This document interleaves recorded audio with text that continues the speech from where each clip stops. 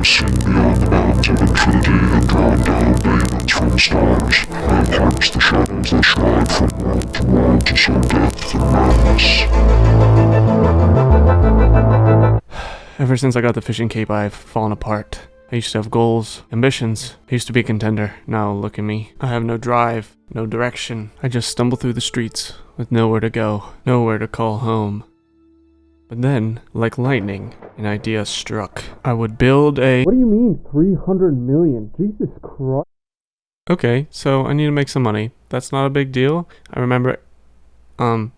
excuse me, you're literally in the shot. As I was saying, I used to run a little cabbage restaurant in the front of Varrock here, so I'm just gonna get back to my old ways, selling cabbage. Cabbages! Get your cabbages here!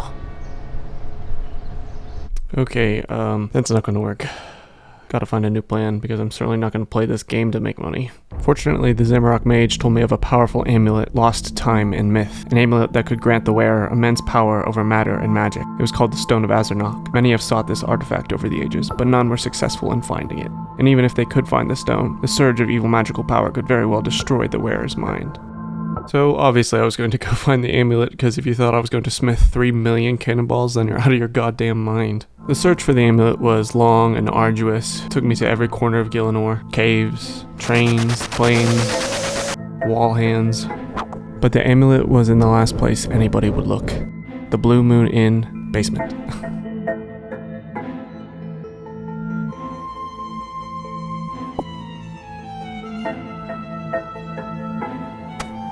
Donning the amulet, I immediately felt the magical power surge through me. Suddenly, I could do things that my younger self could only dream of.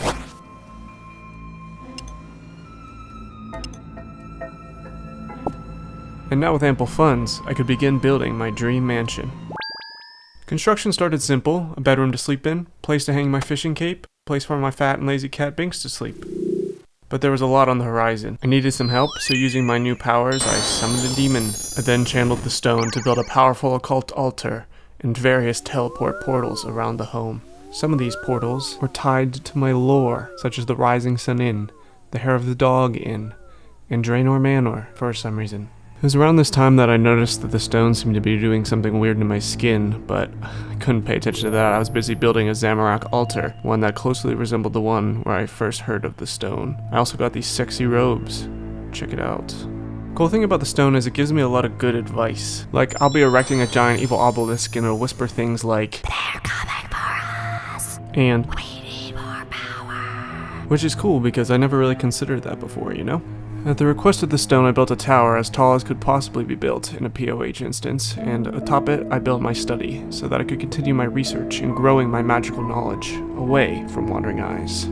But it still wasn't enough. Soon the whispers of the stone became screams.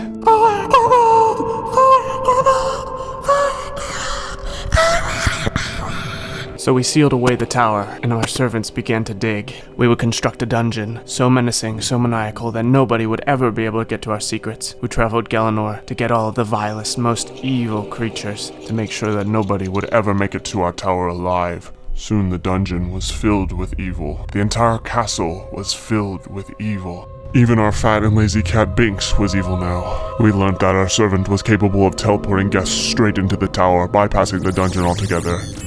So we fired him, and trapped him in the dungeon forever! Now our power was beyond compare. No one was ever going to get to our secrets. Soon, the entire mortal realm will be under our control, and we will be dominant.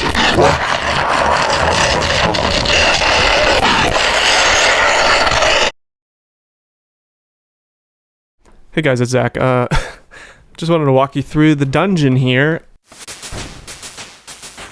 I knew before I set out to build a POH that I wanted the tower to exist completely isolated, and this was actually way harder than I thought to like assemble the rooms that you want to have in a house in such a way that locks off the exterior part. So I had to make sure to arrange the rooms in a way where there are no exterior doors, and I figured out how to do it. This is what it looks like. I also discovered that the oubliette trapdoor ladder is only usable by the owner, which is a nice way for me to bypass the dungeon, which rocks.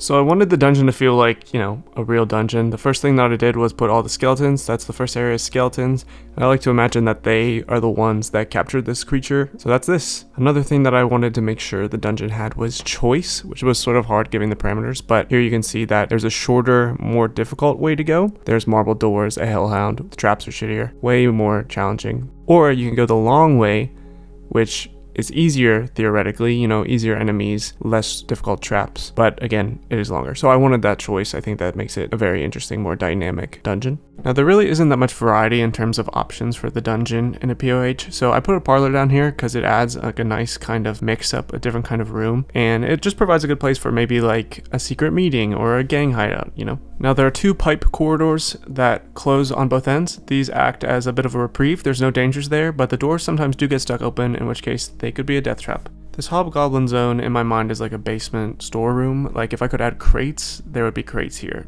This is the gauntlet. I don't have anything to say about this place except for run. The lore is obviously that this is my demon butler that I've trapped down here forever, but the reality is that I needed some different kind of rooms and enemies, so I put a demon in here, and you can't put a treasure chest without it connecting to the other treasure chests, and the demon is too easy for that, so that's what this is. The last guardian before you get to the tower or to the dragon lair is this troll, and if you go to the left, it takes you down to the dragon lair. You got a baby dragon immediately followed by a big steel dragon, a classic POH boss. I would like to get a rune dragon, but it's going to be like 12 years before I do Dragon Slayer 2. So for now, we've got a steel dragon guarding 100,000 coins. Going right at the troll will take you to the basement of the tower. You go up the stairs and it takes you outside. Obviously the throne room is to the right, and then up the stairs will take you to the study. And that's it. That's the Dungeon of the Mad Mage, the Wizard's Tower, all of my hard work. Hope you enjoyed. If you want to come check out the dungeon, feel free to add me as a friend, Lupin Mist. I have plans on creating some sort of organized chat, either in RuneScape or Discord or something. That's probably going to be a later video, but for now, just add me as a friend. Bye!